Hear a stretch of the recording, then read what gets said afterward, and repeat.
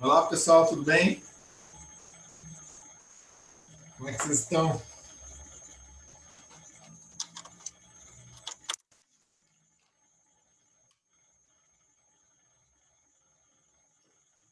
Pode abrir o som, se vocês quiserem. Deixa eu botar meu fone, meu foninho. Boa noite, professor. Vinícius Brasil. Boa noite, professor. Só acho que eu não estou ouvindo vocês. Professor, tá me ouvindo? Ah, agora estou. Professor, queria tirar uma dúvida antes do senhor começar a aula. Claro, vamos lá. Questão do trabalho, eu não vi que o prazo era 2 horas da tarde hoje, eu achei que era 11. Eu tô com o trabalho feito, existe possibilidade de entregar ainda? Eu botei 2 horas da tarde? Não, pode entregar sim. Era para ser É? 23 e 5. Às vezes eu digito errado. 23h59 de hoje. Ah, tá, Pode me beleza. entregar sim. Você me manda no e-mail? Deixa eu abrir o prazo lá, peraí. Essas Tá. tecnologias assim a gente já abre aqui. Deixa eu ver aqui, peraí. Foi na aula 12, né? Isso, aham. Tá. Veja se você visualiza lá. Espera lá, tô abrindo. Ele pode demorar um pouquinho, mas...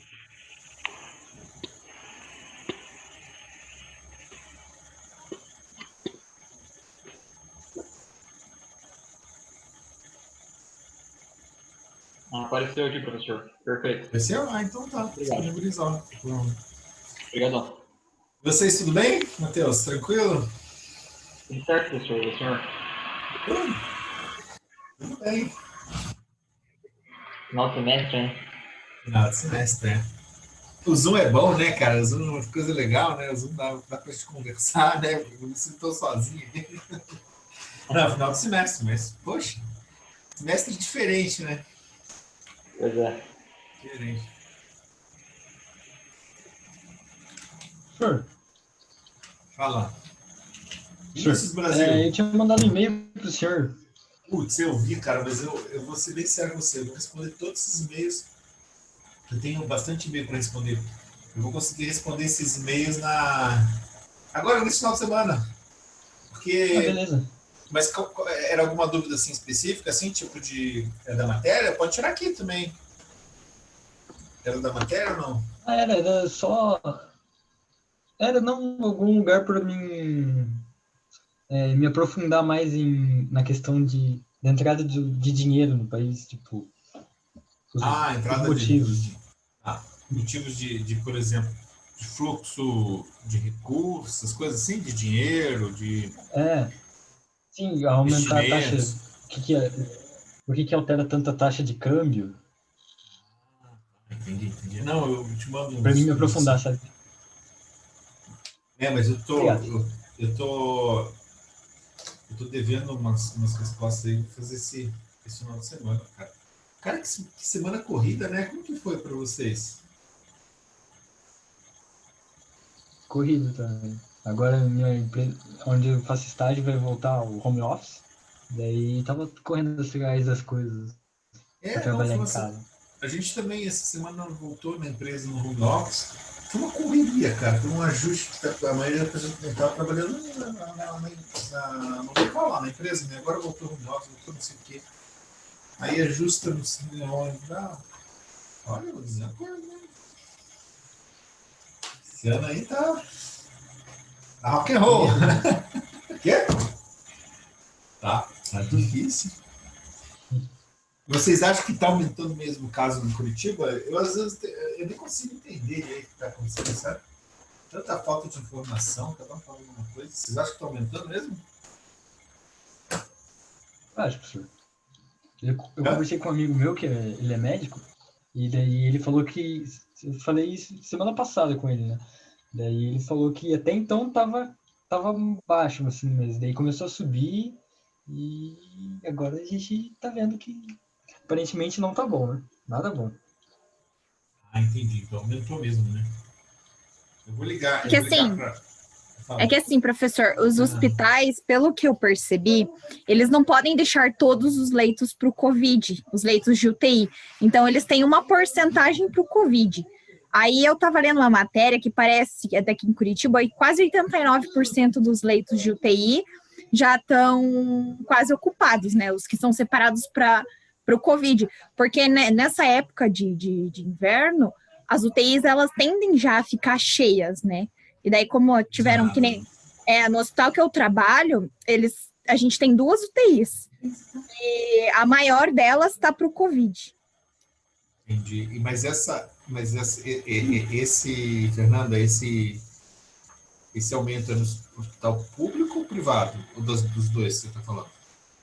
Na verdade, é a procura dos dois, né? Porque no privado também, tá? Eu conversei com um amigo, porque eu tô afastada. Eu conversei com um amigo meu enfermeiro, que ele falou que a UTI lá do Marcelino, ela já tá bem cheia. E os pacientes, como eles demoram muito para sair, a rotatividade está diminuindo, né? Eles ficam muito tempo lá dentro da UTI. Então, assim, vai chegar um momento que vão vir mais casos, mas a gente não vai ter mais leito disponível. E aumentou muito, né, Fernanda, nesses últimos porque semanas. Porque antes estava mais tranquilo, mais tranquilo, assim, a questão dos leitos da UTI, porque estava tendo muita. Os pacientes que ficavam, os quadros mais graves, eles ficavam 3, 4 semanas, mas, tipo, tava tendo alguns que eles saíam antes, ficava 1 semana, às vezes já saía da UTI. Mas agora eles estão ficando mais e tá enchendo mais, né? Eu acho que tanto no público quanto no privado, né? Não sei. Não, tá bem delicado mesmo, né? Bem complicado. Valéria, você vê que você escreveu aqui, né? Não é um semestre diferente, é um ano, né? É um ano. E acho que vai, né? Acho que vai. Vai o ano mesmo. Mas eu até vou falar com a minha vizinha ela trabalha na área de enfermagem, mas conhece todos os hospitais. Um mês atrás, ela falou que estava tranquilo, mês e meio atrás. Mas até vou perguntar para ela, para ver o que ela passa assim, de informação. Vamos lá, né? Vamos torcer que a gente não tenha uma situação mais grave. Mas Cascavel está bem grave, né? Pelo jeito, eles vão fazer lockdown lá em Cascavel, Paraná, interior do Paraná. Oi, Francisco, tudo bem?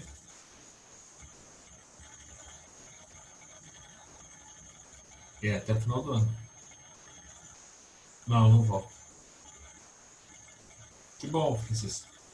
Mas assim, não volta e eu não, né? E esse negócio da vacina é muito sério, né? Vai ter que ter a vacina, né? Não tem muito jeito, não. Pessoal, vocês, falando um pouco da nossa matéria, né? Vocês sabem que hoje é o nosso último encontro. Próxima aula, a gente já tem a nossa prova. Então, a nossa aula de hoje é uma continuação do regime cambial, né? E eu vou trabalhar bastante um pouco da história do regime cambial. Principalmente essa história mais moderna do regime de câmbio.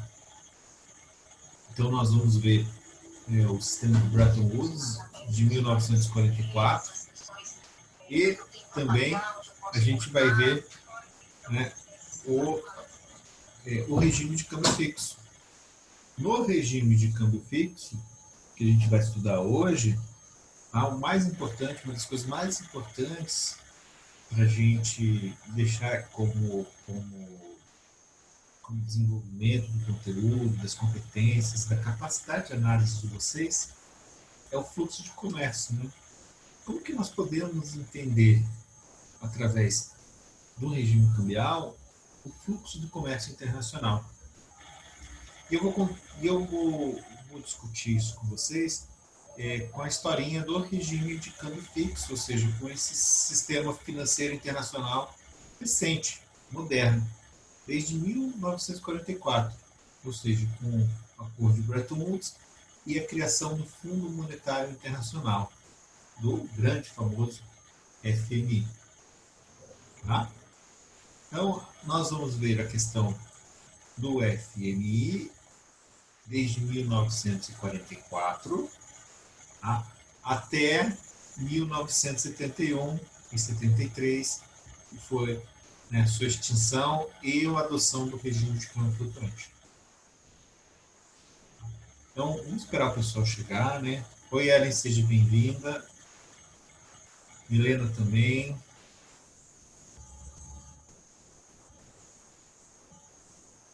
Tá? Que bom, a sala tá cheia, hein? Fico feliz. Quer dizer, tá enchendo, né? Vai faltar bastante gente. Em geral, quantos alunos participam, mais ou menos? Em torno disso, de 15 a 20 alunos, é isso? A turma de vocês. Eu tô gravando, né? Eu sempre deixo gravando. Abaixo disso, Felipe? É abaixo a gente tem 15, acho 10, 12. Uns 11. Mais ou menos o mesmo assim, professor, umas 10, 15 pessoas. 10, 15 pessoas, então tá. Isso. Então é mais ou menos isso que a gente está vendo aqui. Pessoal, então o que eu vou fazer? Deixa eu pegar aqui a nossa matéria. Eu já quero colocar aqui para vocês, aqui na tela, assim, né? Para a gente começar a discutir. Eu vou usar o PowerPoint e o quadro, né? Vocês sabem que eu gosto do quadro. Não precisa de quadro, né? Até arranjei um quadro, né? Para essas nossas aulas remotas, né? E na sequência eu vou falar do exercício. Então a gente fala, né, do sistema financeiro internacional, desde a sua origem, né, e o fluxo de comércio. E termina falando do exercício na sequência. Deixa eu fechar as coisas que eu não estou usando, porque fica melhor assim, eu não perco. Tá? Então vamos lá, eu vou compartilhar com vocês uma tela aqui da nossa aula de hoje, que já está disponível também para vocês no Ava. Então eu vou abrir aqui a tela inteira, para ver se fica melhor. Tá? Todos vocês estão vendo, né? Então, né? Então a gente vai falar de sistema financeiro internacional, tá? Sistema financeiro internacional, né? E sistema Bretton Woods. Tá? A nossa historinha inicial é que após a Segunda Guerra Mundial, com a vitória dos aliados, já praticamente com a vitória dos aliados, as grandes potências entendem que a economia mundial ela precisa de um novo regime de câmbio e, consequentemente, de um novo sistema de fluxo de comércio internacional. E esse novo sistema ele começa a ser desenhado, né, em 1944, né, em Bretton Woods, né, na cidade, no estado em New Hampshire. Né? Tá. Então, em 1944, na sequência, a gente teve a criação do Fundo Monetário Internacional e do Banco Mundial. O Banco Mundial era para reconstruir a Europa, devido à devastação da guerra. Mas o Fundo Monetário Internacional, como a gente coloca lá na sequência, tinha como objetivo principal a busca da estabilidade nos regimes cambiais. Tá? E com isso determinar um fluxo de comércio internacional. É isso que é importante para nós, na economia internacional, o fluxo do comércio. Tá? O dólar ele foi definido pelos Estados Unidos no valor de 1,35 a onça de ouro. Ou seja, 35 dólares, né, comprava uma onça Troy, que era de 31,104 gramas. Então, né, para cada onça de ouro, 31,104 gramas de ouro, pagava-se 35 dólares. Tá?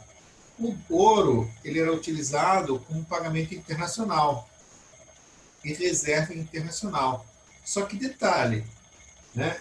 Quem era responsável para manter as reservas internacionais entre os países eram os Estados Unidos. Todos os demais países utilizavam como moeda internacional o famoso dólar.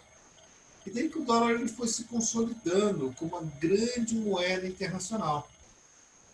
Os outros países definiram suas moedas em termos do dólar. Após essa definição, visto que eles definiam, né, uma taxa de câmbio, a moeda local, tipo, né, na época não era real, era cruzeiro, né, mas eu vou usar o real como exemplo aqui. Né, a nossa moeda real, né, o franco suíço, né, a libra esterlina, ela poderia variar em torno de mais 1 a menos 1%. Tá? Então é muito pouco, mais 1 menos 1%. O que eu quero dizer? Era um regime de câmbio fixo bem rígido. Tá? E com isso, a partir de 1944, mas principalmente, né, no início da década, final da década de 40, mas início da década de 50, foi se estabelecendo o sistema que a gente conheceu como padrão dólar-ouro. Tá? Então, só para vocês entenderem, tá? Vou voltar aqui, stop aqui. Tá? Só para vocês entenderem, os Estados Unidos eles tinham o compromisso de trocar o dólar pelo ouro e manter as reservas internacionais em dólar dos países. Os demais países, eles não tinham esse compromisso, eles simplesmente utilizavam o dólar como pagamento internacional, porque a qualquer momento o dólar poderia virar ouro naquela relação que o professor comentou para vocês, 35 dólares por onça de ouro, onça Troy de ouro. Então, o comércio internacional ele foi se consolidando, né, sem sombra de dúvidas, com o dólar norte-americano. É claro que dois países, né, europeus, por exemplo, comerciam entre si, que acumulavam bastante dólar, né, países europeus, eles poderiam se fazer o direito de sacar trocar esse dólar por ouro como reserva internacional. Tá? Então percebam que nós tínhamos, né, a partir de 1944, nós tínhamos uma volta para o regime de câmbio fixo. Tá? Então o FMI ele se preocupou bastante, né, em adotar esse regime de câmbio fixo. Então vamos colocar aqui, ó, que a aula de hoje a gente vai falar sobre isso, né? Bretton Woods, né?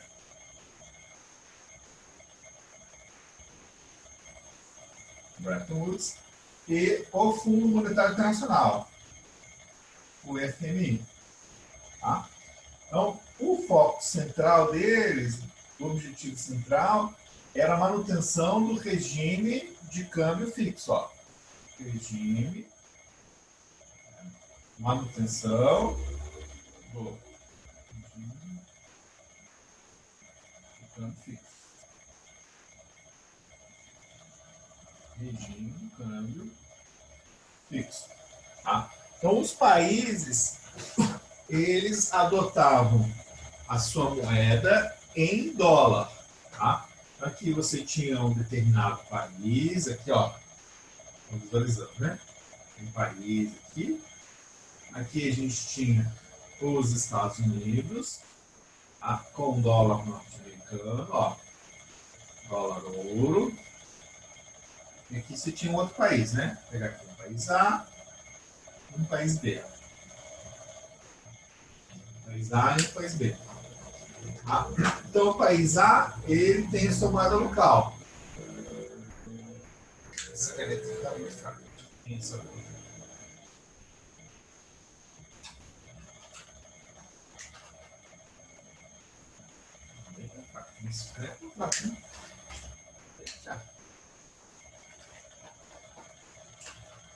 Moeda A.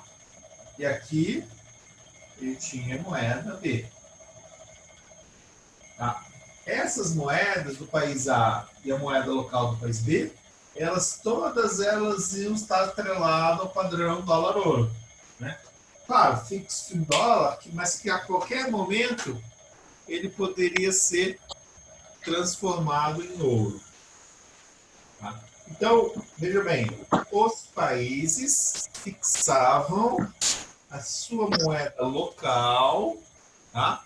no dólar, ou seja, fixava a sua moeda local na referência internacional. Foi a partir daí, ou seja, a partir de 1944, que o regime de câmbio fixo ele se estipulou, né, em moeda dólar, ou seja, o dólar se tornou uma moeda internacional.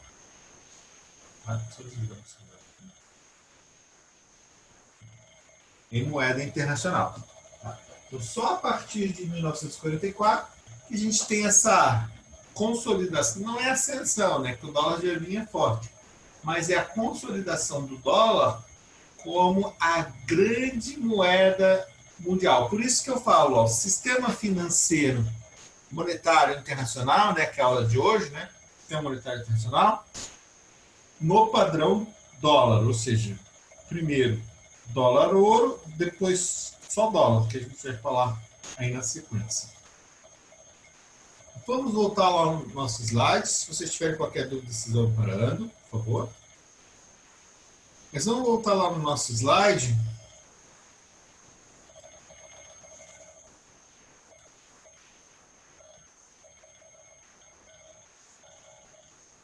Tá? Então, o regime de câmbio dos outros países, como a gente falou, era fixo no dólar americano. Tá? E daí, o que eu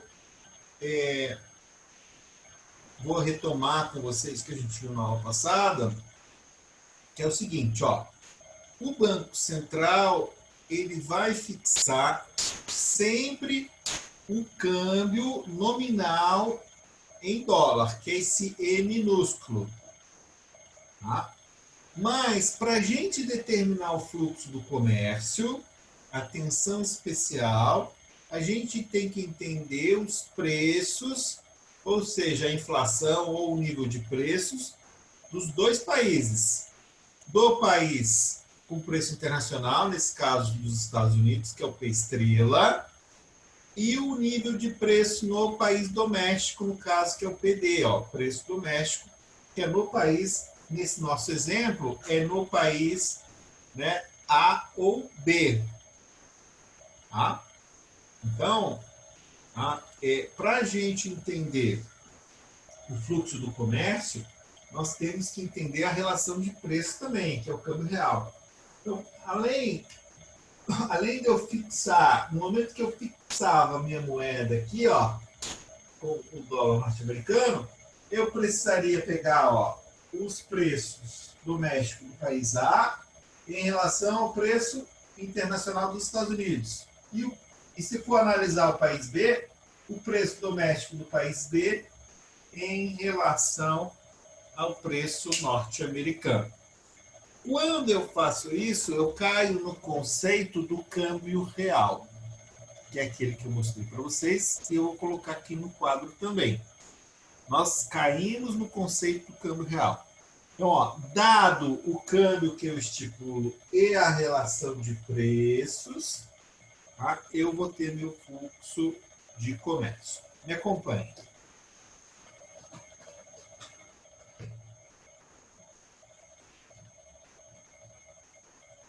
Então, olha lá.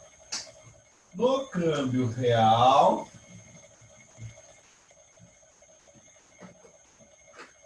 ó,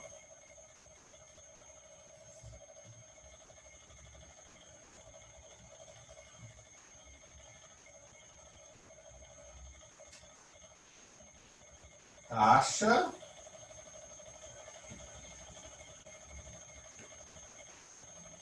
de câmbio real, que é o E, né? É o E maiúsculo. A taxa de câmbio real é igual à taxa de câmbio nominal vezes preço dos Estados Unidos sobre o preço doméstico. Claro, dos itens transacionados, né? Do comércio que eu quero analisar. Ou seja, né? Pode ser de automóveis, pode ser de soja, pode ser de milho, pode ser de carnes. E a gente vai ver aqui o do Big Mac, né? Que é da aula passada. Pode ser do Big Mac, tá? Produtos homogêneos. Tá? Então, é um fluxo. Claro, se eu quiser ver o fluxo de comércio da economia como um todo, eu pego o índice de preço ponderado, que é a inflação, né?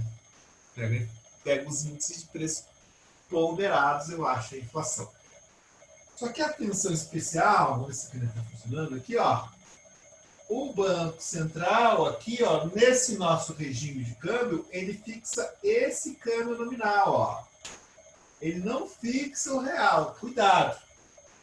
Tá? Esse aqui é o câmbio fixo, ele só é o nominal, né? Essa aqui é a taxa de câmbio nominal, a exchange rate, que a gente viu na aula passada, tá? Atenção, vocês estão fazendo o exercício, né? Fizeram exercício.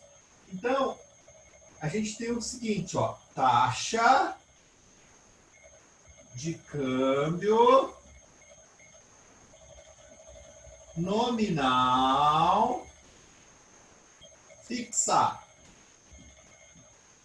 Atenção, se eu estou no padrão dólar-ouro, é no dólar, ó, no dólar. Porque a qualquer momento eu tenho que fixar, né? Todos os signatários lá do FMI têm que usar o dólar como referência para o comércio internacional, né? Por isso que eu estou num padrão, né?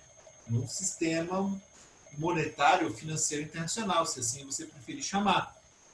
Tá? Então, eu vou fixar a minha taxa de câmbio nominal no dólar. Meu país, né? Meu país. Por isso que eu estou usando barra aqui, ó. Ele não muda, ó. Claro, que nem eu falei para vocês, né? Pode ser 1% ou menos 1%, mas não é nada. 1%. Hoje o câmbio sobe 2%, 3% no dia e vai embora. Ah, é flutuante, né? Hoje é flutuante. É uma flutuação suja, mas é flutuante. Aqui não é nada, é um regime de câmbio fixo, né? Mais um, menos um, não é nada. Então, ó, a taxa de câmbio nominal fixa no dólar, ele vai permanecer estável, parado. Tá? E a gente vai ver o seguinte, ó. A gente vai ver um exemplo, tá? Então, vocês vão pegando a ideia, claro, né, ao longo da aula, que esse é o objetivo. Você vai ver o seguinte, ó.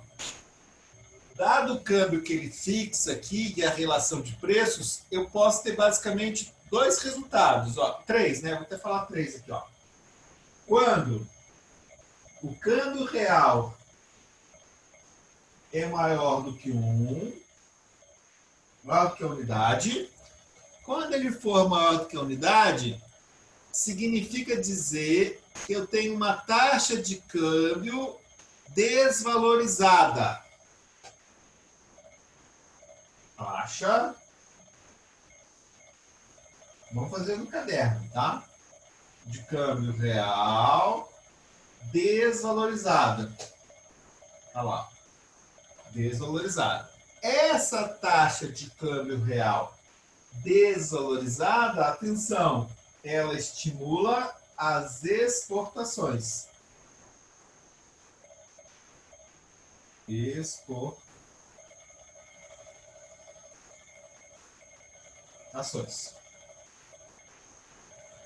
Tá? Se eu tiver a taxa de câmbio menor do que 1 real, né, esse E aqui, ó, em virtude do câmbio fixado pelo país, que ele pode fixar o câmbio que ele quiser, e a diferença de preços. Se eu tenho um câmbio real menor que 1, atenção, é o contrário. Eu tenho uma taxa de câmbio real, ou de câmbio valorizada.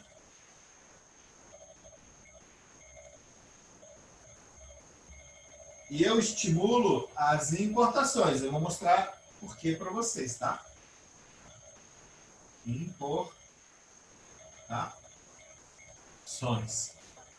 Bom? As importações. Tudo bem? E se eu tiver, veja, se vocês não estiverem vendo, me fale, porque daí o professor ele escreve em cima, não tem problema. Estão vendo aqui? Ó, se eu tiver o câmbio igual a 1. Cuidado, meu câmbio não é nem valorizado e desvalorizado. É uma taxa de câmbio de equilíbrio. Taxa de câmbio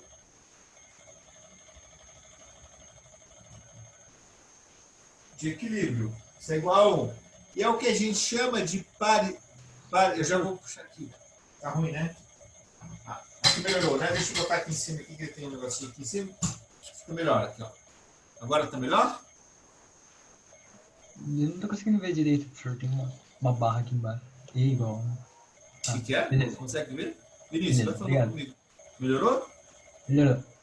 Tá. Eu botei ele aqui num palanquezinho aqui. Para vocês copiarem. Quando é igual a 1, a taxa de câmbio de equilíbrio. E, por favor, escrevam lá, que é o que a gente viu na aula passada. É paridade do poder de compra. Vou repetir. Paridade do poder de compra. Quando o câmbio é igual a 1. Ele está na paridade.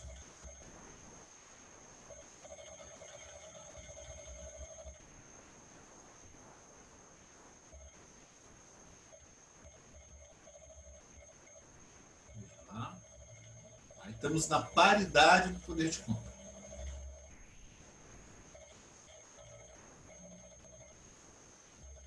Ok? Vinícius, conseguiu copiar? Sim, professor. Obrigado.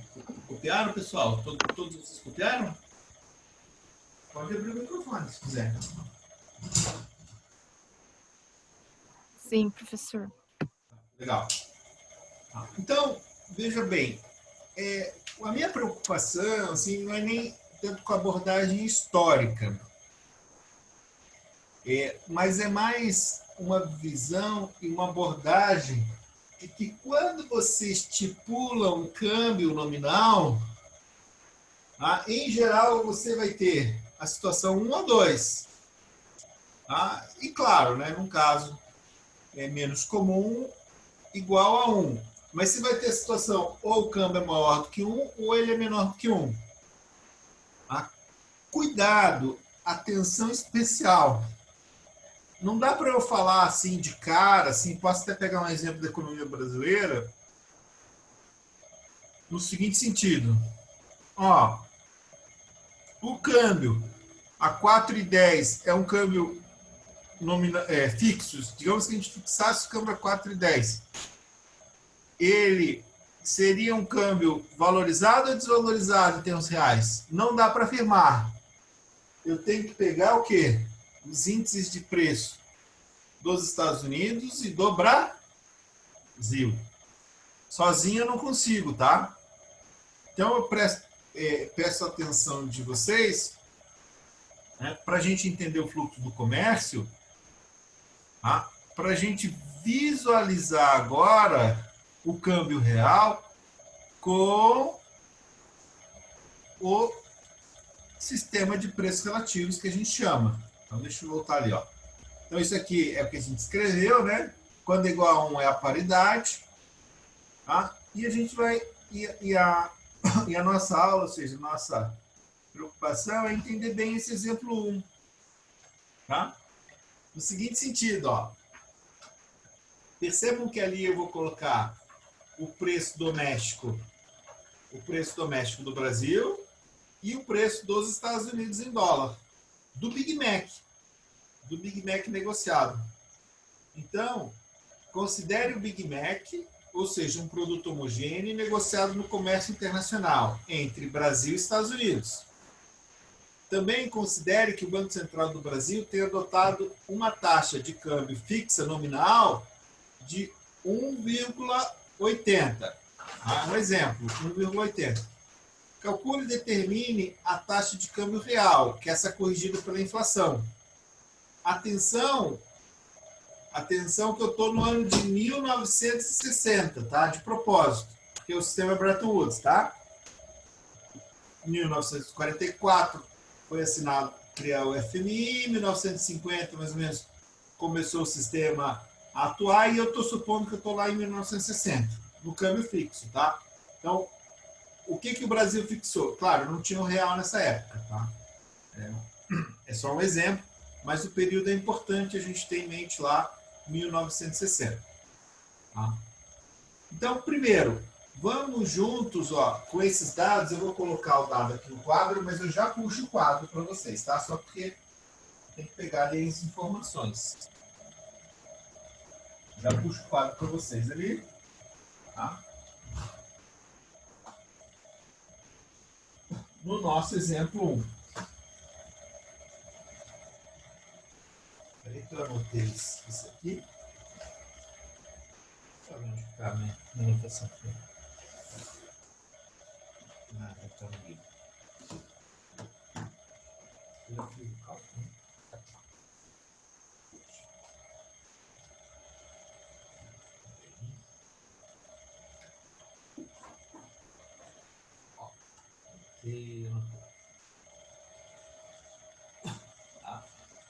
Então, claro, né? Os países sabem o seu câmbio, os países sabem os seus preços, e com isso eles podem determinar um regime de câmbio fixo.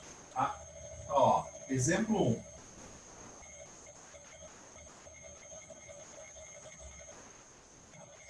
Primeiro, o que a gente tem, né, de preço doméstico? O preço doméstico do McDonald's no Brasil, do Big Mac, é igual a R$ 4,84. Não, perdão, R$ 8,71. No Brasil, ó. No Brasil. O preço desse mesmo produto nos Estados Unidos, em dólar, né, naturalmente, na moeda local deles, é igual a R$ 3,73 nos Estados Unidos. Atenção, o câmbio fixo, ele é determinado pelo nosso Banco Central, signatário do FMI, tá? E, preocupado em manter o regime de câmbio fixo, ele fixa o câmbio a R$ 1,80 por dólar norte-americano.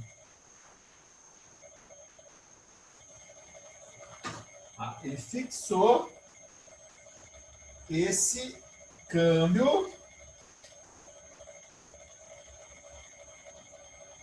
Ó, $1,80. Perdão, R$1,80 compra $1. Tá? O que nós precisamos primeiro calcular ali, ó? A taxa de câmbio real. Vamos lá, ó.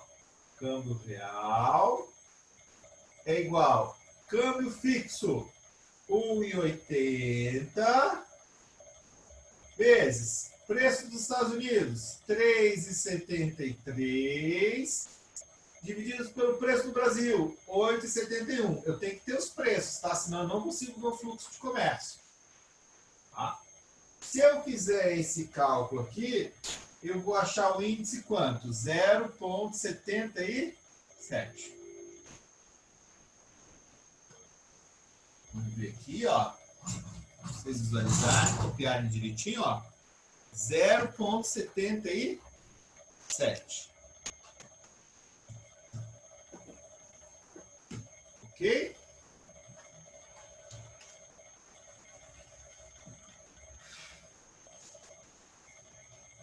(0,77). Todos vocês acharam lá o cálculo ali do 0,77?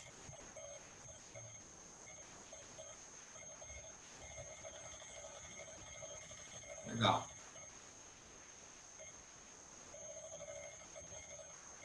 Tá. Beleza. Se é 0,77, pessoal, o que nós temos? Eu tenho um câmbio valorizado ou desvalorizado? Esse meu câmbio aqui, ó, fixado, é um câmbio valorizado ou desvalorizado? Pode escrever ali que eu tô com o chat aberto também. Ou abrir o... É valorizado, Francisco, é isso mesmo. É valorizado. Todo mundo concorda? É menor do que 1, ó. Vamos lá, ó. O câmbio menor do que 1 é uma taxa de câmbio valorizada, ó.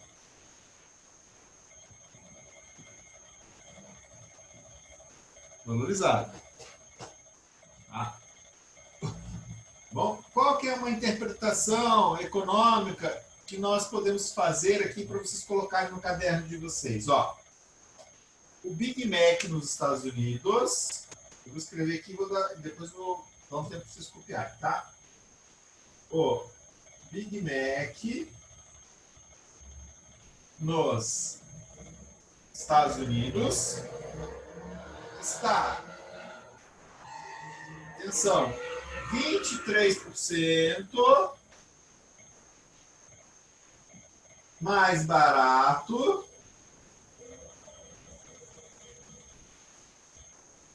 em dólar, né? Que é o padrão, nosso padrão internacional, né? A gente sempre compara em dólar do que no Brasil.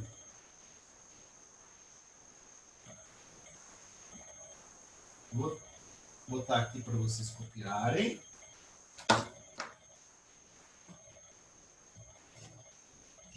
Tá? Mas essa ideia, ó. O Big Mac, eu já vou explicar por quê. Se tiverem dúvida, o professor explica, ó. O Big Mac nos Estados Unidos está sendo negociado, né, 23% mais barato do que no Brasil.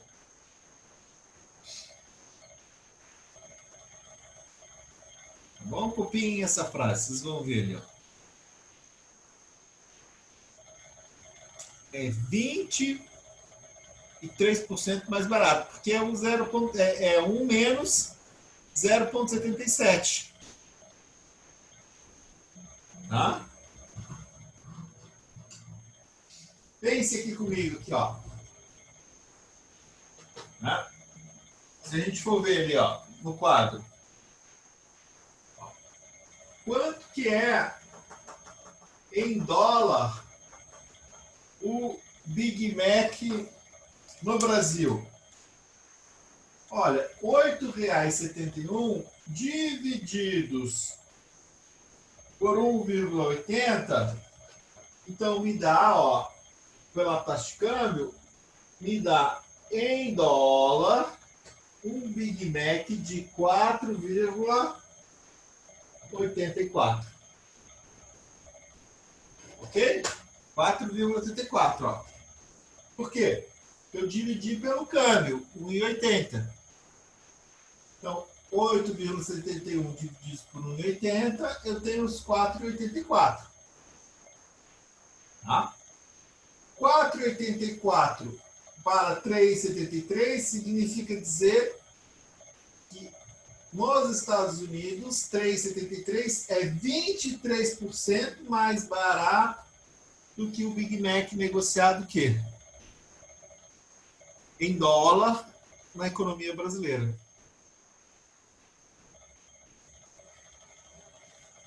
Tá bom? Compreenderam assim?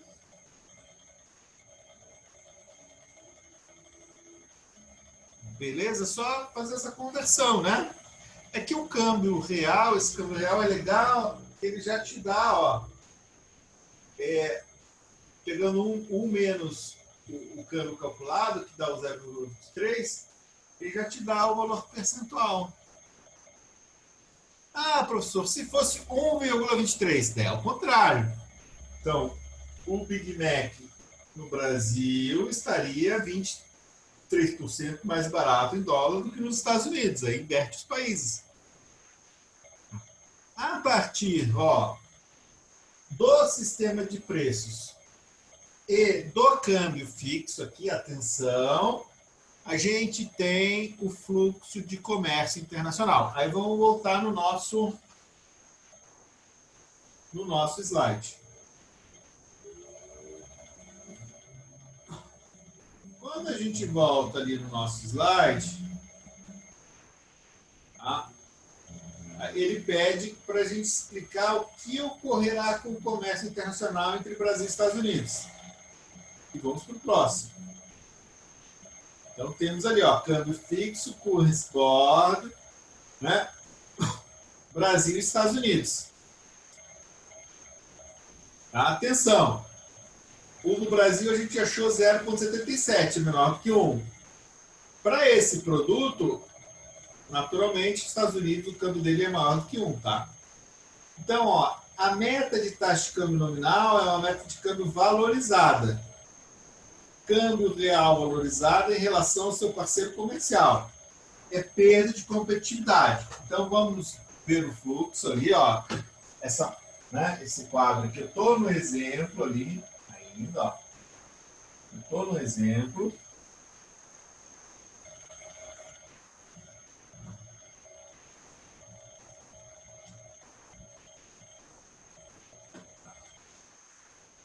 Bom, vou voltar aqui para vocês, ó. Cada slide é um quadro, assim, não consigo fugir do quadro, tá? Então aqui a gente tem lá, ó, Brasil.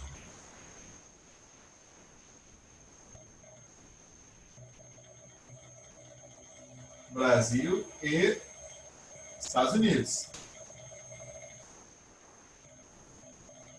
Brasil e Estados Unidos. Atenção especial, ó, que aqui o câmbio real do Brasil é 0,77, tá? O câmbio fixo estipulado pelo Banco Central no sistema Bretton Woods ou no sistema FMI é igual a 1,80 por dólar.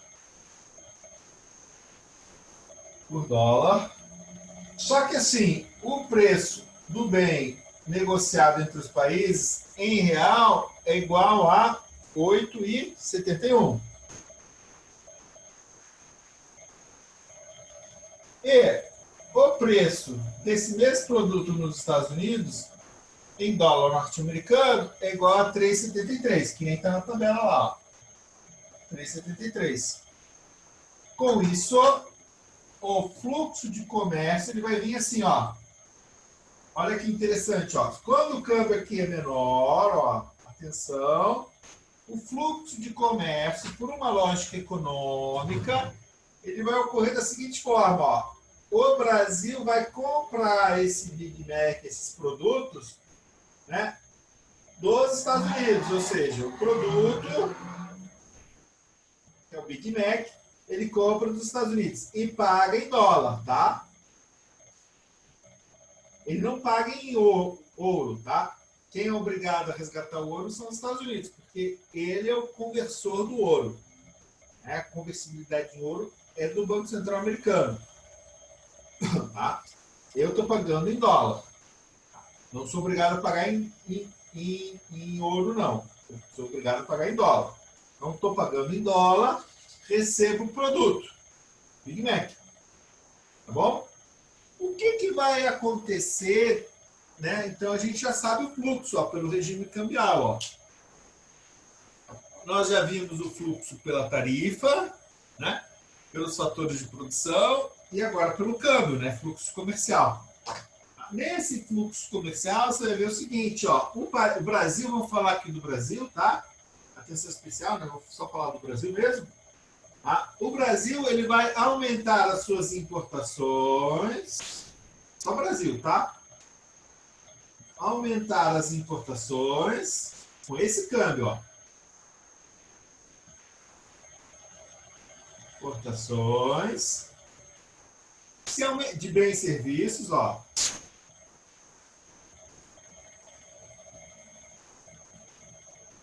Se aumenta as importações de bens e serviços, provavelmente ele vai ter um déficit comercial, um déficit de transações correntes. Se lembram lá nas aulas passadas? Déficit de transações correntes.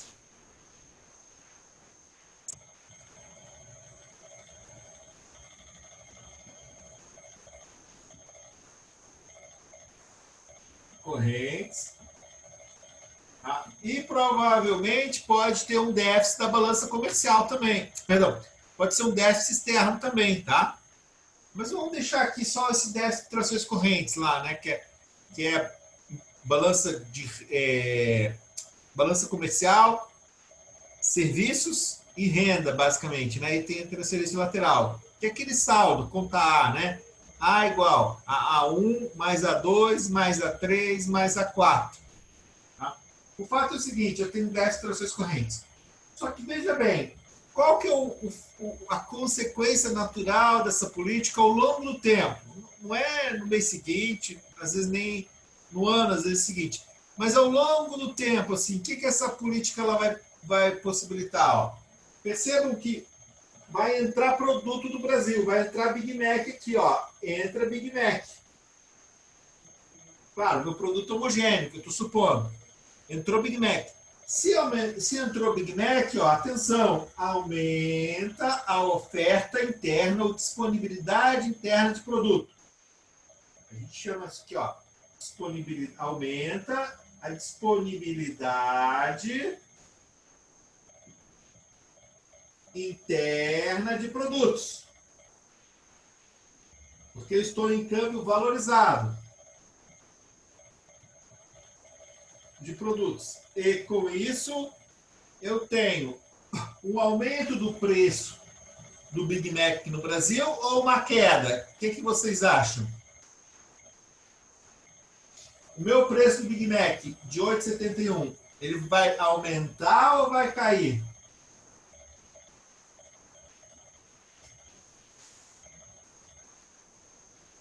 Na opinião de vocês.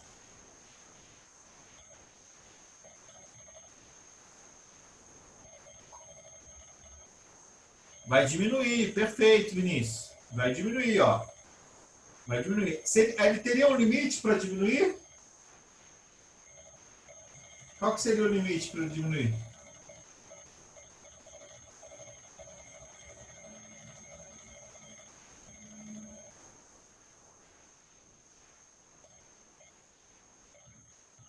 Aumento da disponibilidade interna de produtos e diminuição do preço doméstico, ó. Do preço doméstico do Big Mac.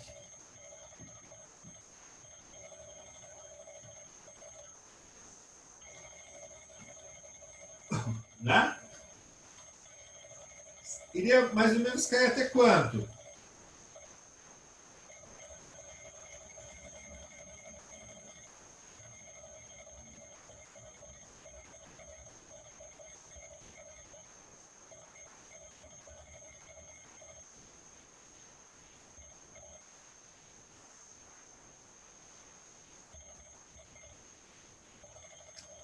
Hein?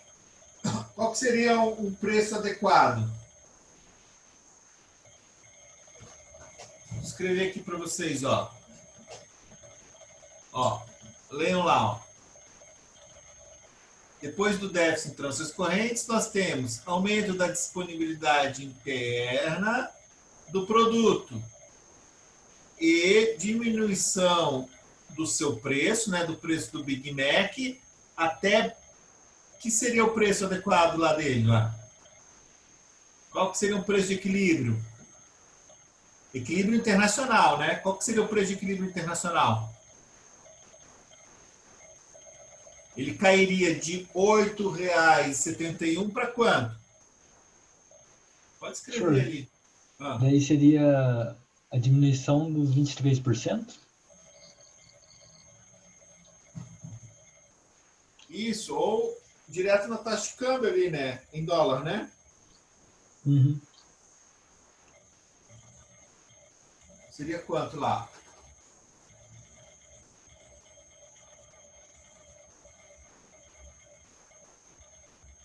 É basicamente isso aí, ó. Que você falou lá, né? Quanto que seria uma diminuição lá de 23%? Daria quanto? Seria 8,71, né? 23% menos.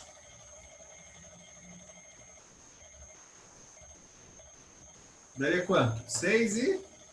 Pode falar, Vinícius. 6,70. 6,70, né? 6,71. 71. Reais, né? Ó, atenção. Agora, 6,71 divididos por 1,80 dá quanto? Cara, arredondando para cima.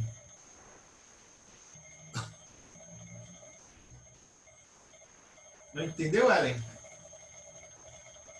É os 3,73. Tá. Eu vou escrever aqui e vou explicar ali, Ellen. Pode deixar. Dá 6,71, ó, anotem lá, daí eu vou explicar lá em cima, tá?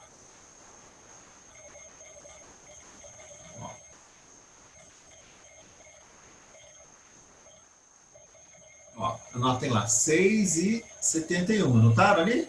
Eu vou explicar para vocês onde que eu cheguei no 6,71. Tá, vamos lá. Vou precisar apagar o quadro.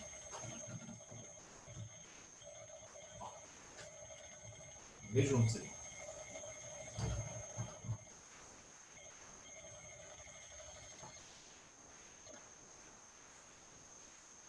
Ó, no câmbio real, eu tenho a seguinte relação, ó. É o câmbio nominal vezes preço externo sobre preço doméstico.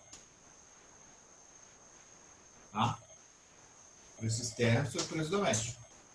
Tá bom. Bom, o câmbio está fixo, né? Ó. O câmbio está fixo. Tá? Toda vez que o câmbio real estiver abaixo de 1, é uma valorização. Toda vez que o câmbio estiver acima de 1, é uma desvalorização. Né? Se o câmbio é igual a 1, é o equilíbrio. Ah, então eu quero o equilíbrio. Qual que seria o equilíbrio? Ou seja, ele diminui até o equilíbrio. Qual que seria o equilíbrio dele? Ah, o equilíbrio é câmbio real igual a 1. Igual a 1 é o equilíbrio. Então, ó, fica 1 igual a 1,80 vezes. Quanto que é o preço do dólar lá? 3,73.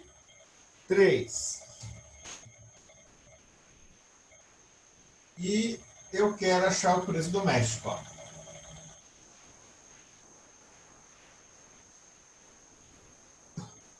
Bom? E eu quero achar o preço doméstico. Então, para a gente achar esse preço doméstico, multiplica aqui, ó, para cima, ó, é 1,80 vezes 3,71. 73, perdão.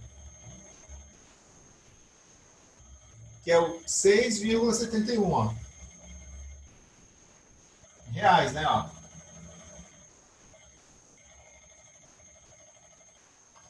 Então, o que eu fiz, ó?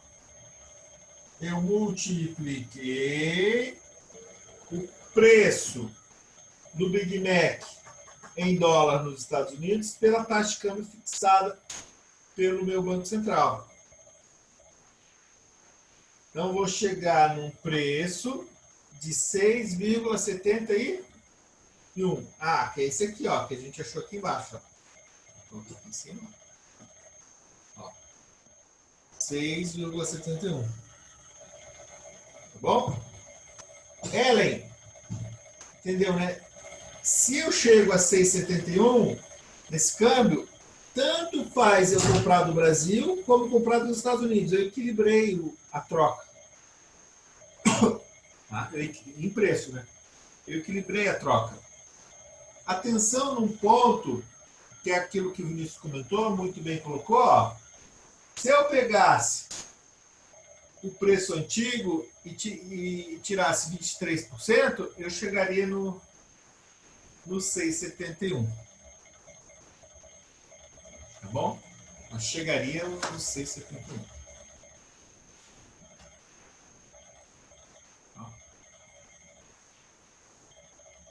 Ok? Ellen, ficou claro agora, né? Eu vi que você entendeu. Tá.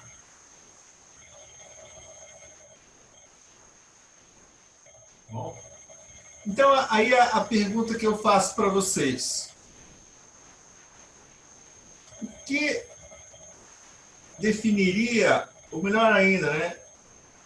Qual seria a justificativa econômica, macroeconômica, já que vocês estão estudando, né, a contabilidade social, macro, né, os indicadores macro, tudo da economia, qual seria a justificativa para um banco central adotar um câmbio nominal que fosse valorizado e qual a justificativa do Banco Central adotar um câmbio nominal que fosse desvalorizado?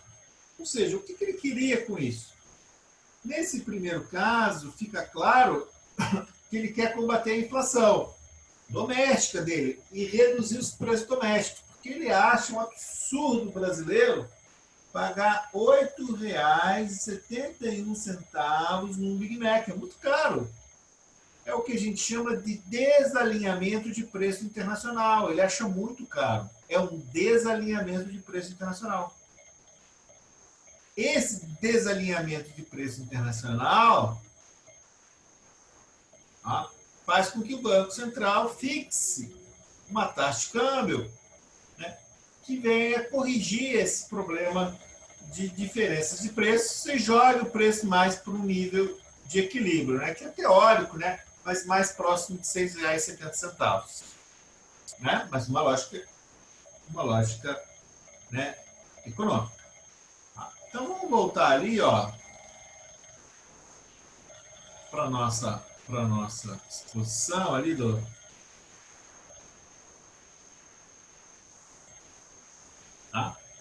que ele traz esses pontos assim que o professor, né, vem comentando, ele comentou agora, tá? Então, o Brasil tem um câmbio real menor, consequentemente, a meta de câmbio dele é valorizada, e o país A, ele vai importar, nesse caso, produto, bens e serviços, e vai pagar em dólar, o Brasil, né? O Brasil, perdão, vai importar, né? Brasil, para combater o processo inflacionário. Bom?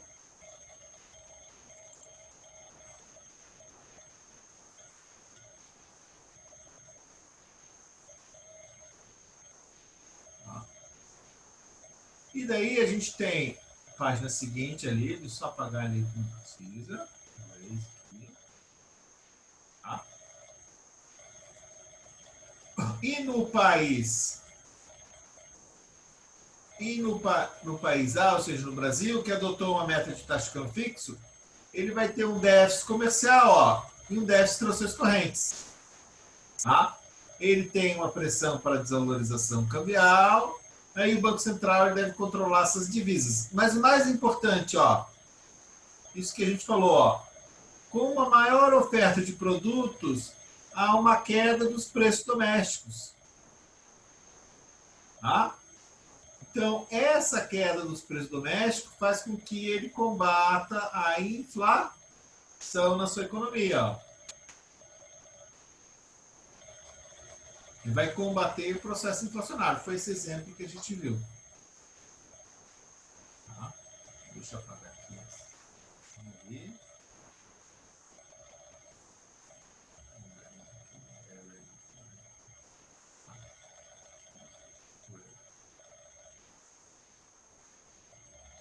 Bom, então, aí a gente tem, tá?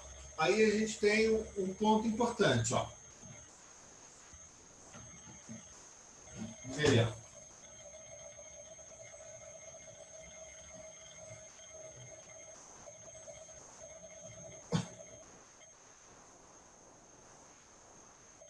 Isso. Terminou a parte do exemplo 1, depois eu vou para nela ali, Aí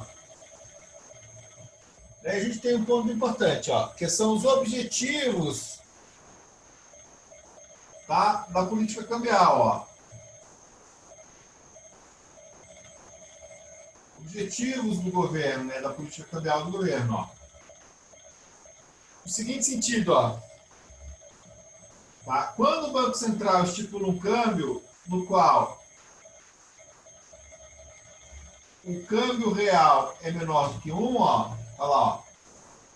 Para câmbio real menor do que 1, no regime de câmbio fixo, né, que estipula um câmbio fixo que vai jogar o câmbio para baixo, o objetivo dele, do Banco Central ou do governo, o objetivo é reduzir a inflação, ó.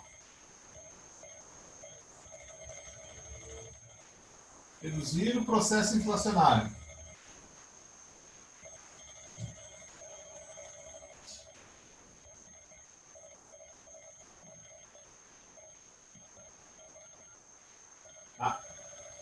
Atenção, ó.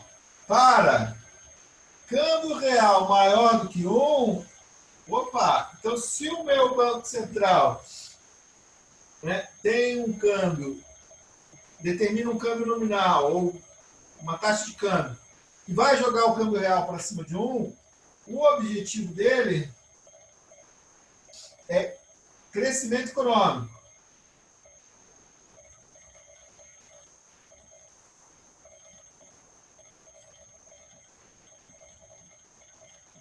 Tá? Nesse caso, via exportações, tá?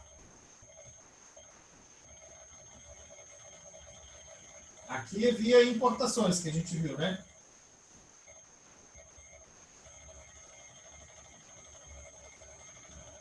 E aqui é exportações. Claro, dentro de uma lógica de, para vocês copiarem, dentro de uma lógica de comércio internacional.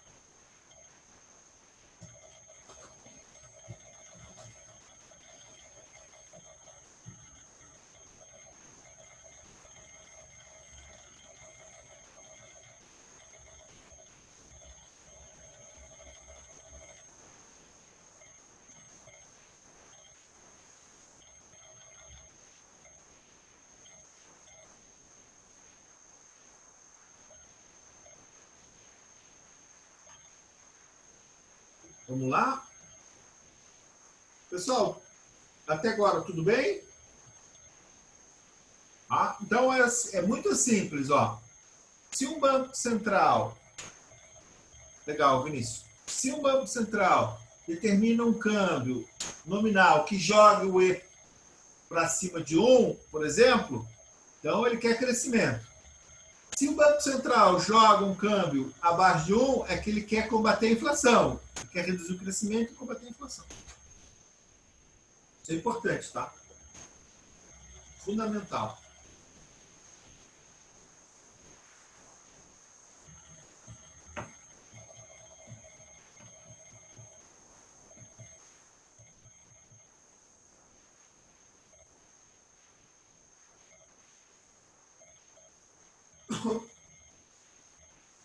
Tá? E agora a gente vai, né, vocês entendendo bem essa lógica do fluxo de comércio, aí a gente vai para uma questão central. Né? E a pergunta é, o que fez com que o sistema de câmbio fixo padrão dólar-ouro entrasse em colapso a partir de 71 a 73, né? O que fez com que o sistema de padrão ouro dos Estados Unidos entrasse em colapso? Tá? Daí eu vou puxar aqui para vocês, aqui, ó, a nossa aula de hoje, que tem essa questão. Vamos puxar a tela para vocês verem aqui, ó. Opa. Desculpa, tem alguma coisa errada.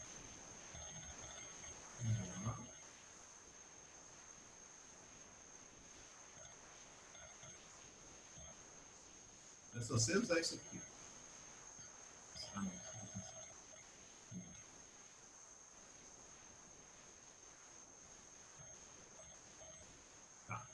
Cheguei onde eu quero. Olha. Espera aí. Agora melhorou aqui. Apareceu. Vamos lá. Tá. Ó, considere que os Estados Unidos, aqui a gente vai falar do problema do Bretton Woods. Considere que os Estados Unidos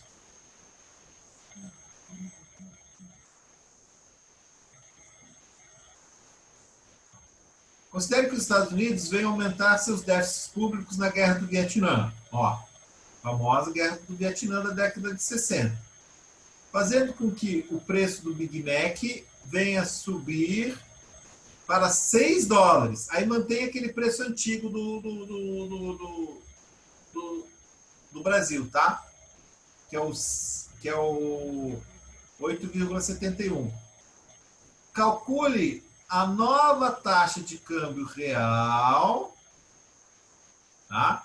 Sendo que o preço em dólar nos Estados Unidos foi para 6 e o preço em real continua 8,71, com câmbio a 1,80. Eu vou escrever no quadro. Tá? Então, ó, calcule a nova taxa de câmbio real. Qual será o novo fluxo de comércio internacional entre o Brasil e os Estados Unidos? O que o Fed estaria ganhando ou perdendo de ouro? E o que ocorreu em agosto de 71 no mercado mundial de câmbio, ó. Depois de 73, ó, mercado mundial de câmbio, ó. Tá? Então, vamos fazer esse exercício agora, juntos, para a gente entender por que o sistema padrão ouro-dólar, o regime cambial, ele entrou em colapso, né? Ele foi sendo substituído pelo regime de câmbio flutuante.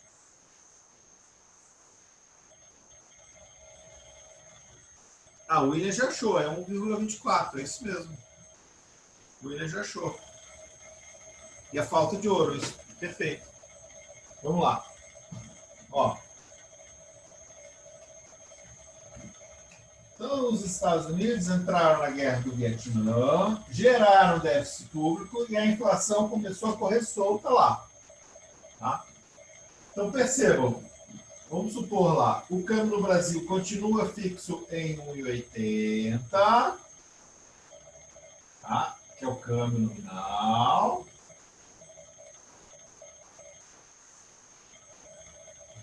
Tá? Reais por dólar. O preço do Big Mac no Brasil continua o 8,71, né? Nosso exemplo inicial, né? Para a gente ter o parâmetro ali, ó. 8,71 no Brasil.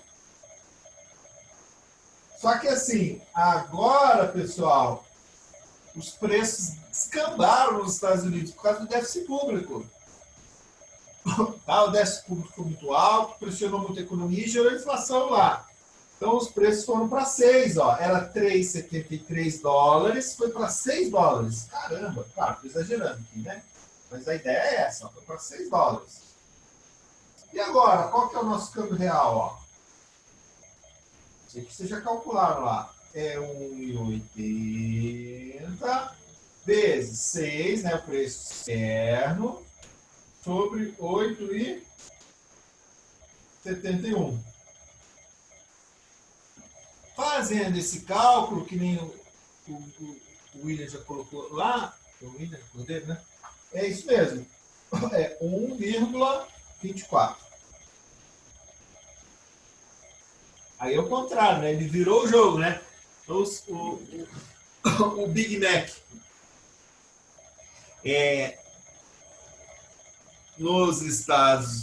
no Brasil, é isso aí, né? O Big Mac no Brasil é 24.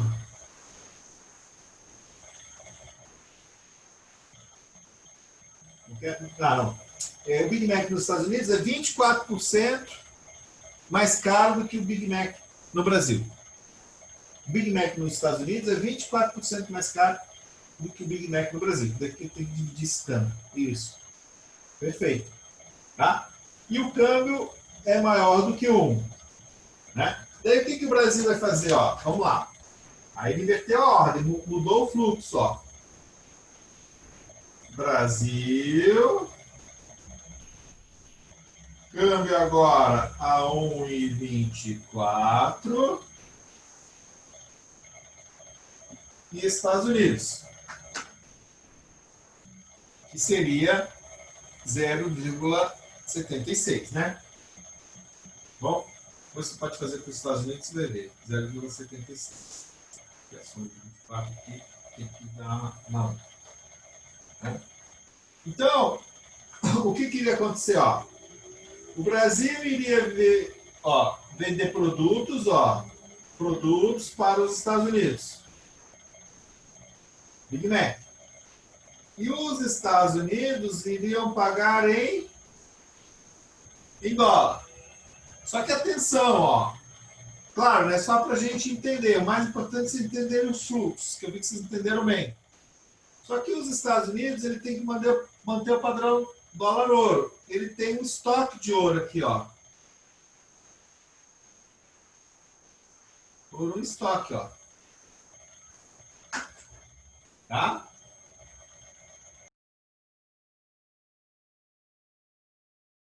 Então, eles têm um estoque de ouro. Tá? Percebam, os Estados Unidos agora passam a ser devedores, déficit externo, tem déficit de transações correntes. E vão pagando ouro aqui, no Brasil. Perdão, ouro não, dólar. Vão pagando em dólar.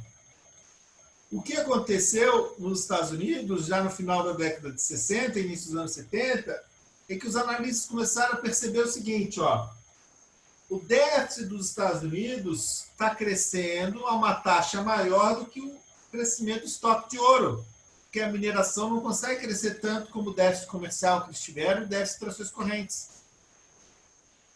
Consequentemente, em algum momento, o Brasil que acumulou muito dólar, ele não vai conseguir trocar em ouro, porque o investimento internacional, ou melhor ainda, né? A reserva internacional era ouro. Então, o Brasil poderia pegar todo esse dólar aqui e falar assim, Estados Unidos, eu quero trocar a cada onça de ouro, Troy, por 35 dólares e melhorar minha reserva de ouro aqui, porque o ouro para mim é importante, me dá minha segurança. Os países começaram a perceber que se todos fizessem isso, as grandes potências fizessem isso, não ia ter estoque de ouro nos Estados Unidos. A mineração já não dava conta. E daí, em 1971, com um déficit comercial muito grande em virtude da guerra e da inflação que eles estavam vivendo, os Estados Unidos, eles mudam o câmbio, desvalorizam o câmbio, em vez de 35, vai ser 38. E na sequência, 2 anos depois, 73, eles saem do regime de câmbio fixo. Né? Mas já em 71, ele já sai do fixo, mas ele costura, né? Em 73 ele abandona totalmente o regime de câmbio fixo e vai para um regime de câmbio flutuante e deixa o câmbio se ajustar. Mas olha que interessante, né? Os fluxos de comércio, eles se dão em grande medida pela essa questão cambial e de preço também, né? E preço também. Ok?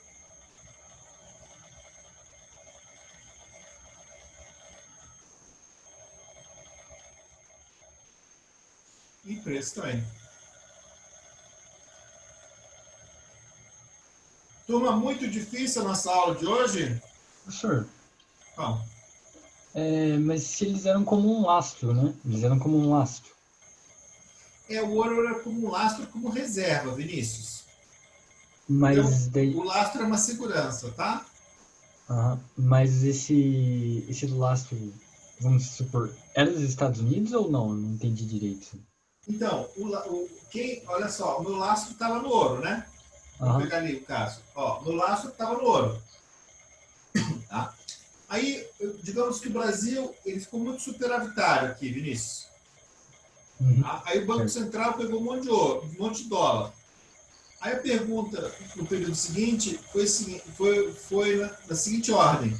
O que o Banco Central do Brasil, com tanto dólar, vai fazer? Eu vou fazer uma posição segura, de reserva internacional. Né? Sim.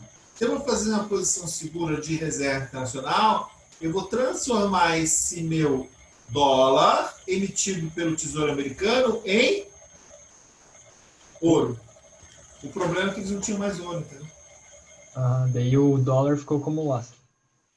Não. Aí o dólar, ele não tem... É verdade o seguinte, a gente não tem mais lastro, tá? Essa é uma pergunta importante sua. Porque a partir de 73, 71 muda a relação do lastro. A partir de 73, a moeda é 100% fiduciária. O que significa isso? Fiduciária é na confiança, ou seja, ela não tem lastro. Ela Certo. não tem lastro de mercadoria, ela não tem uma contrapartida. Hoje o que faz, eu vou te fazer uma pergunta e vou te responder. Hoje, o que faz o Banco Central do Brasil, do mundo inteiro, emitir mais moeda ou menos moeda? É o processo inflacionário, que é o meta de inflação. Mas é fundamentos econômicos. Não tem lastro em ouro, não tem lastro em nenhuma outra mercadoria. Então, hoje você confia, sabe o quê? Os agentes econômicos confiam nos fundamentos. Né? Se os fundamentos estão bons, ou se os fundamentos pedem emissão monetária, você emite moeda. Se os fundamentos estão ruins ou pedem redução de emissão monetária, você reduz a emissão monetária. Não tem mais lastro.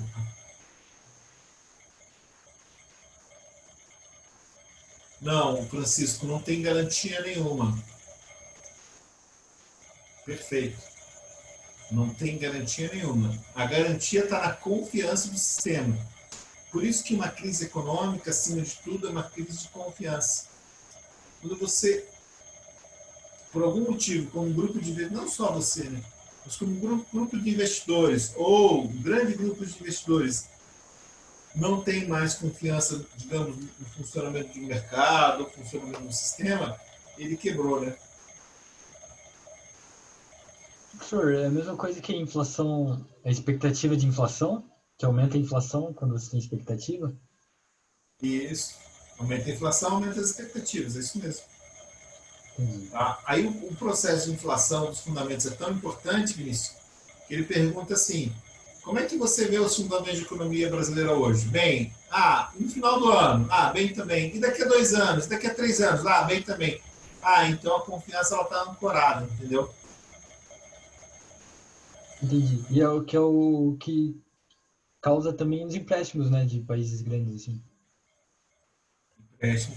Todos os empréstimos, eles não têm lastro nenhum, né? Eles podem ter, cuidado, eles podem ter uma garantia, mas não tem lastro nenhum, né? Beleza. É na Obrigado, confiança, né? É na confiança, isso. Tudo na confiança. Quando o sistema é de confiança, baseado em confiança, a gente chama fiduciário, né? Então, a partir de 1973, o sistema financeiro internacional ele passou a ser fiduciário. Aí, Vinícius, só para responder a tua pergunta, Aí, digamos que eu não tenho mais o padrão ouro. Tá? Daí eu sou o Brasil aqui,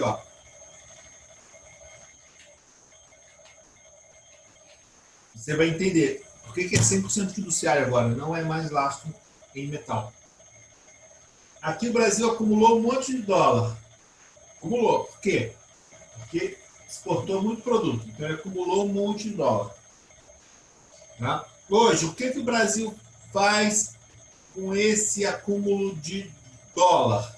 Ele compra ouro como reserva internacional? Não. O que ele compra? Como reserva internacional. Não é uma mercadoria. O que ele compra? Vocês sabem. Mais dólar? Não. Veja bem, dólar não rende juros. O que pode render juros e está em dólar? Ele compra o quê? Títulos públicos do Tesouro o quê? Norte-americano. Não é isso? Quando ele compra título do Tesouro americano, ele fala o seguinte, eu tenho um monte de dólar aqui. E no mercado financeiro, não é no comércio internacional, no mercado, ele devolve esse dinheiro com a aplicação financeira para o Tesouro, entendeu?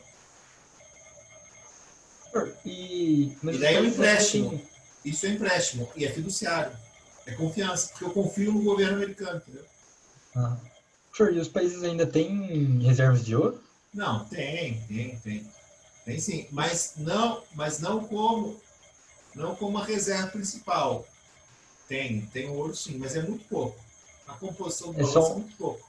é como se fosse uma reserva de riqueza só. É uma reserva de riqueza, que a gente chama de diversificação do portfólio. Mas grande parte, 60% das reservas brasileiras é título público americano, mais um pouquinho de 10, 15% em espécie em dólar, né, para ele operar, um pouquinho em ouro, dá 5, 6% em ouro, mas a grande maioria está em títulos também de outros países, mas a grande maioria está em título público o quê? Norte-americano. Aham. Beleza, professor, obrigado. Então, ele mantém as suas reservas internacionais emprestando para o governo quê? Norte-americano, no sentido ou na justificativa de que ele, né, ou seja, de que o governo americano ele vai honrar com seus empréstimos, né? O empréstimo.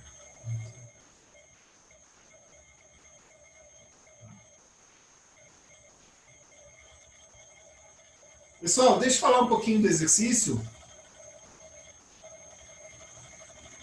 Deixa eu ver se eu abaixei aqui. Não abaixei, já vou abaixar.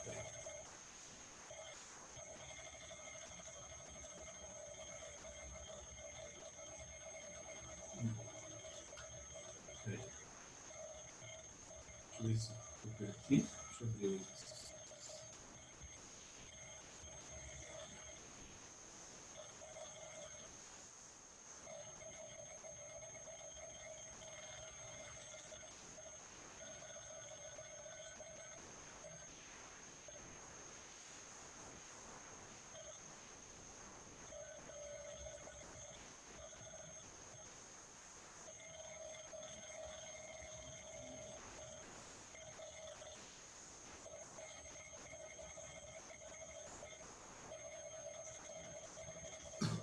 Esse é o exercício 7. São 2 exercícios para esse trimestre, o 6 e o 7.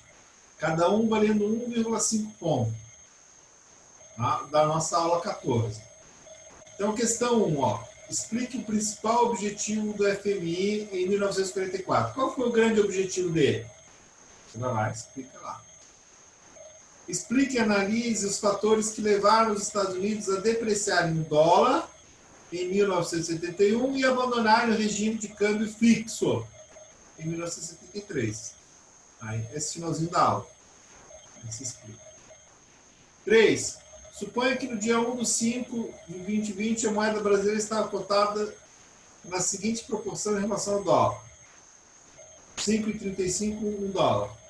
No dia 2/5, a moeda estava em 5,20. Nesse sentido, houve valorização ou depreciação da moeda nacional, do dia 1 para o dia 2? Pode-se dizer que houve aumento ou diminuição da demanda por reais no dia 1 e no dia 2? O que você entende, né? Se o preço caiu, se o preço aumentou a demanda, diminuiu a demanda, é isso que eu quero que vocês analisem, tá? Questão 4. Considere que o preço do computador produzido no Brasil seja de R$8.000. E esse mesmo computador, produzido nos Estados Unidos, $2.800.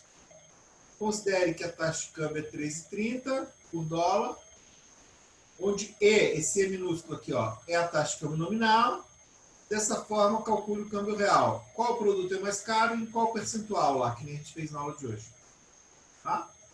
Pessoal, são 4 exercícios, né, para a lista 7, 4 questões para a lista 7.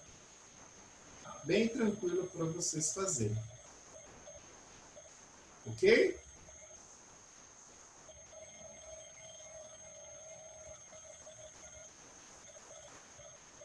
Tudo bem? Então, ó, vamos recapitular um pouco a aula de hoje. Em 1944, já chegando ao fim da Segunda Guerra Mundial, os países desenvolvidos se reúnem nos Estados Unidos no Acordo de Bretton Woods para traçar um novo sistema financeiro internacional, tá? de fluxo de comércio, de passagem, de fluxo de comércio. Com isso, cria o quê? O Fundo Monetário Internacional e o sistema padrão dólar-ouro. O FMI tinha como objetivo principal manter o regime de câmbio fixo e o padrão, né, dólar-ouro nos pagamentos internacionais.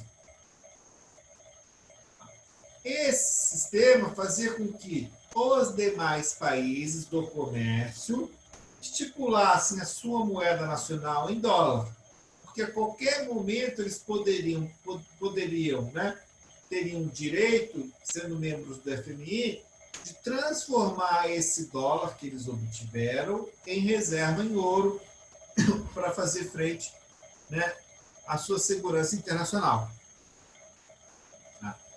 O sistema ele funciona muito bem durante um bom período de tempo, mas atenção especial, com a guerra do Vietnã da década de 60 e o aumento de inflação nos Estados Unidos, eles entram numa rota de desequilíbrio externo, que nem eu mostrei para vocês no fluxo do comércio, com déficit em transações correntes e déficit externo.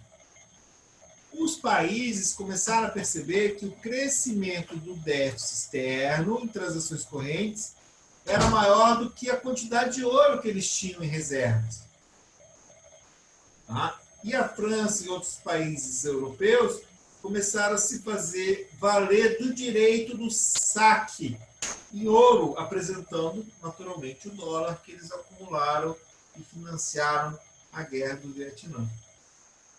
Nesse momento, os Estados Unidos buscam uma desvalorização da moeda já em 71, sai do regime de câmbio fixo, alteram o padrão ouro, mas em 73 eles decidem de vez abandonar o câmbio fixo e vão para o câmbio flutuante. E no regime de câmbio flutuante, né, com o dólar como padrão internacional, e os títulos públicos como do governo americano como reserva, né, internacional entre os países. E daí há uma consolidação, há um passo adiante, há uma consolidação do sistema financeiro norte-americano. Tá bom? Ok?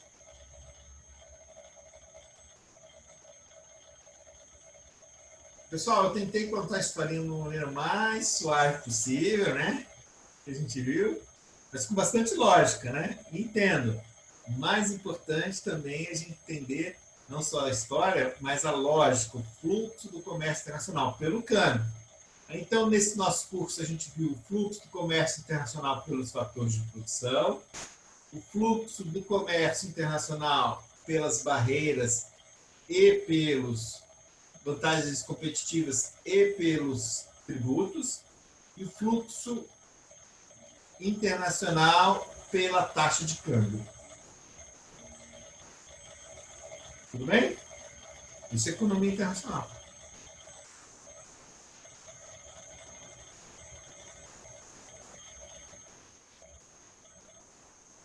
Pessoal, tudo bem? Vamos fazer o seguinte. Vocês querem abrir o microfone?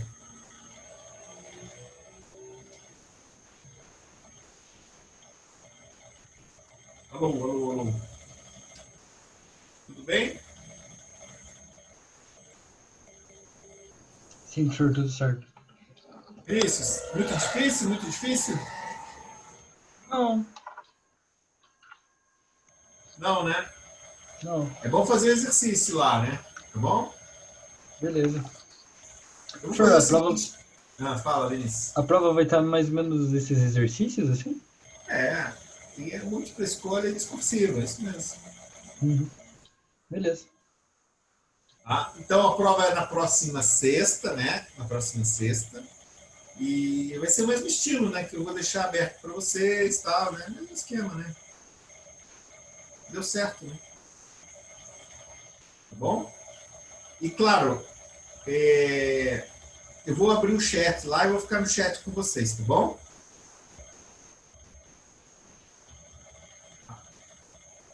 Pessoal, então, se alguém quer falar alguma coisa? Alguém quer puxar o microfone? Ou não? Além do Vinícius você falou. Matheus, né? Certo, professor. Tudo bem? Matheus, entendeu Tranquilo. bem a aula? Entendeu bem a aula? Entendi. Aham, bem tranquilo essa parte, professor. Tudo Legal. bem. Ah. Fernanda, também? Tudo certinho, professor. Obrigada. Tá. Então, a gente se vê no chat lá. E bons estudos, né? Tchau, pessoal. Boa noite, professor. Tchau, Obrigado. professor. Boa noite. Boa Tchau. noite. Fernanda, Matheus, Ellen, Valéria, Felipe, Assunção, Vinícius, Luiz, Francisco, William e Gabriele, né? Tchau, pessoal. Fiquem bem.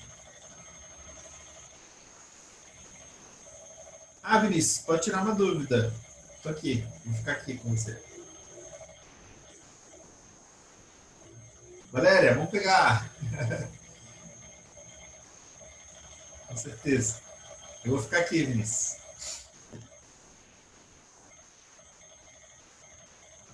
Professor, o senhor estava falando da taxa de câmbio em equilíbrio, né? Existe país com com a mesma moeda?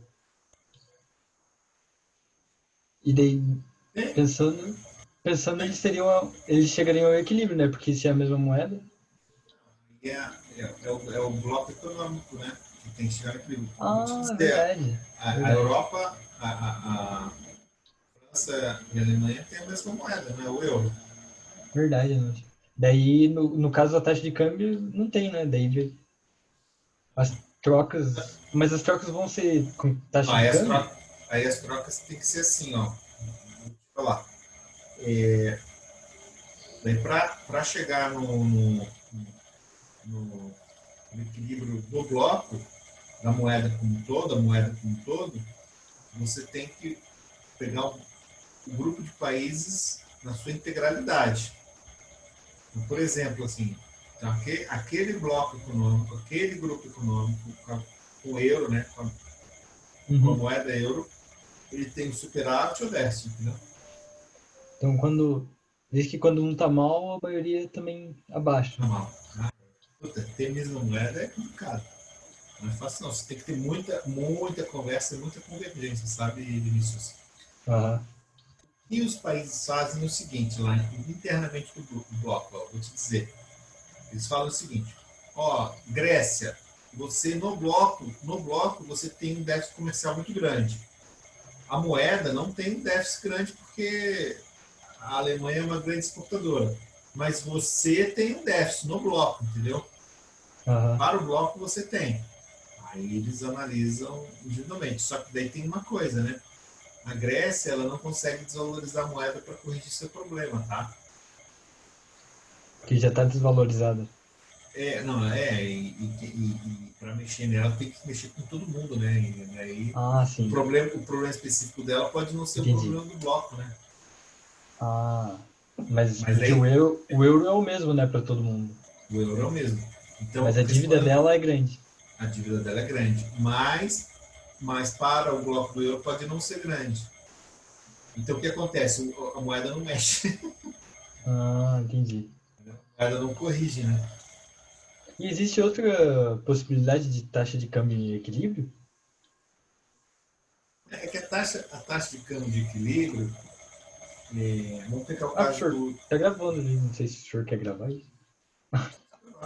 Vamos parar. Não tem problema.